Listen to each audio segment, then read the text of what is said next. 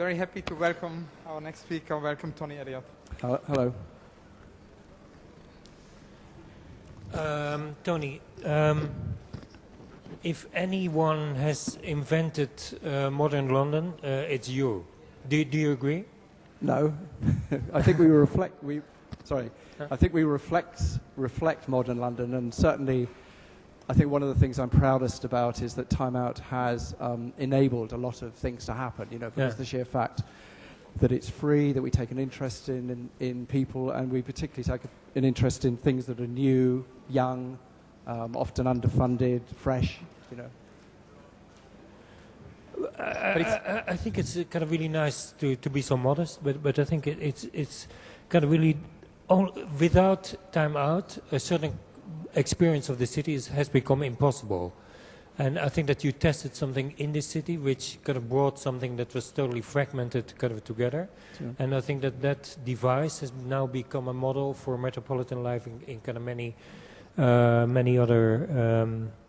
I think that you know, compared to, for instance, kind of architectural thinking, are perhaps the one with the largest impact on the urban condition worldwide. Would you recognize that? Well, I don't. I mean, I kind of know what you're getting at, but it's. I do. I mean, I'm slightly embarrassed about it. But maybe I have a question in relation to that. Some years ago, I had a conversation with Swiss artists Peter Fischli and David Weiss, and they had done this marvelous sculpture in the 80s of Albert Hofmann, a Swiss scientist who is now in his 101st year, at the very moment when he invented LSD in his laboratory. So out of the conversation came this idea that it could be kind of interesting to talk to people who made major inventions about when and where they made this invention. So as Rem pointed out, your invention being so significant, which I fully agree, for London and for many other cities, that I really feel traveling that there are now cities with Time Out and there are cities without Time Out. And cities without Time Out, one can only say something is missing. So I was very curious when and where and how you made this invention. When did it come to you? Well, I was a student in the 60s. I was at Keele University, and Keele was a very lively place. And those of the people who are in the audience who are old enough will remember that from about 64 through to 72, the most extraordinary expansion of culture took place. And to some degree, it was a kind of consumer change.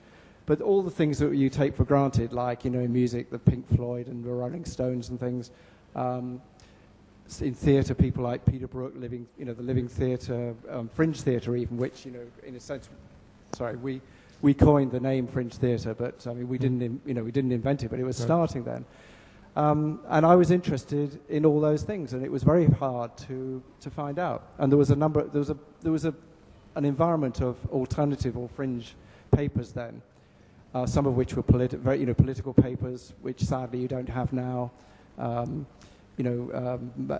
Really lively publications, devoted to art and so on. And people were going around looking for new things that told them important things. And I pulled it all together in one place.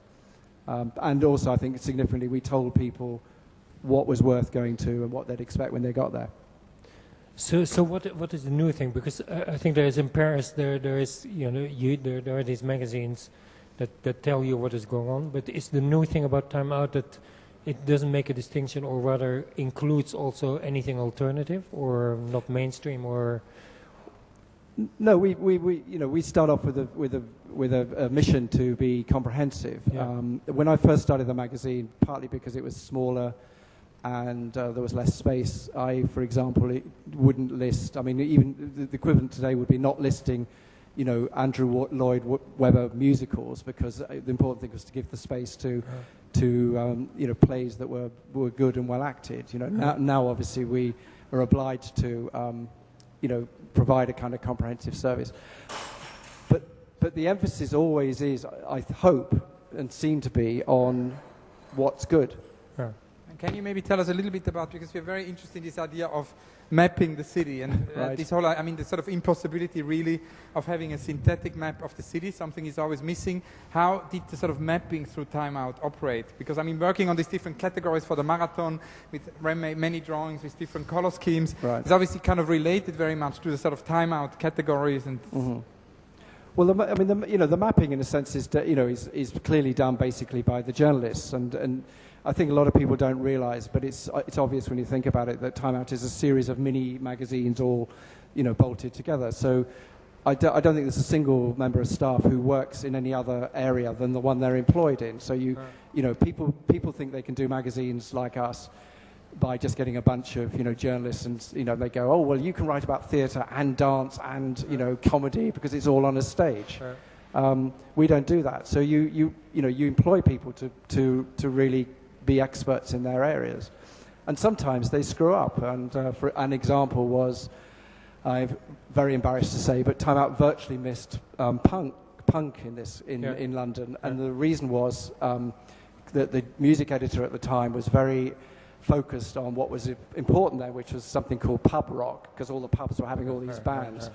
And in a quiet little corner, this amazing thing was happening. And also the magazine had a very sort of politically focused staff then, who rather dismissed these young people as kind of decadent and irrelevant. And we clearly nearly screwed up. But we caught up later. I have to say that music editor didn't stay on.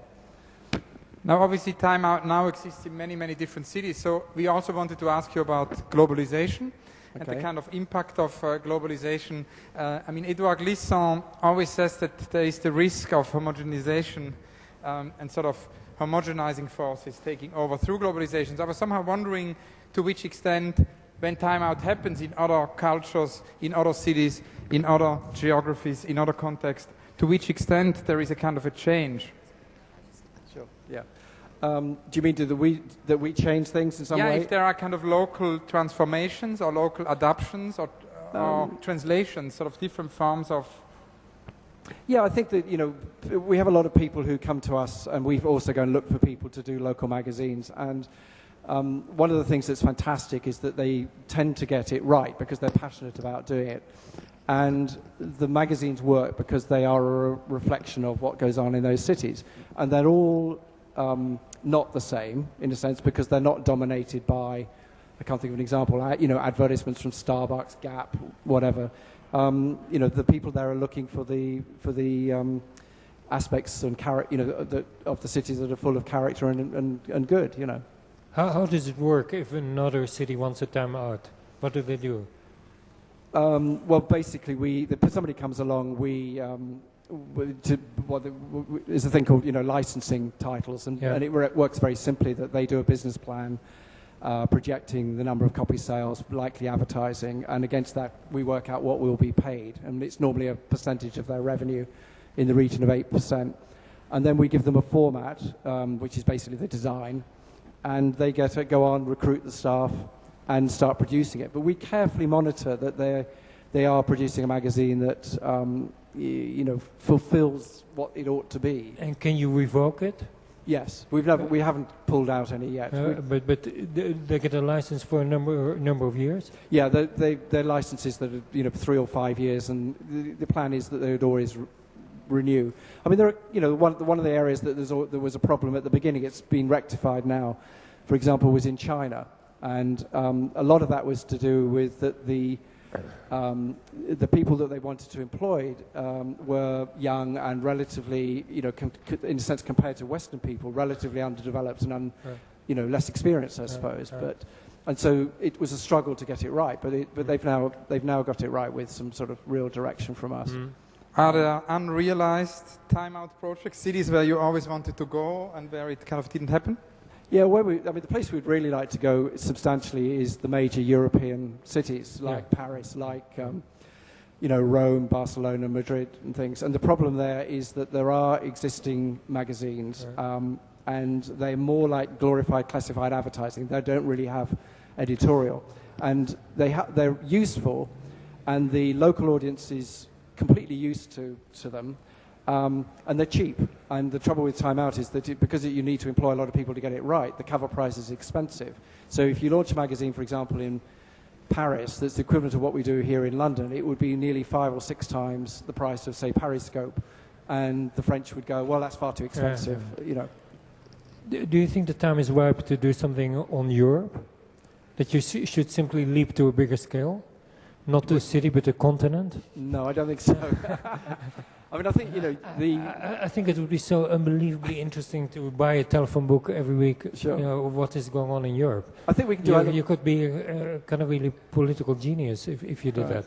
Well, I think online is something we could do elements of that online, because you could obviously flip through an online version of Time Out and look at you know, art across all the European cities or music or whatever, you know.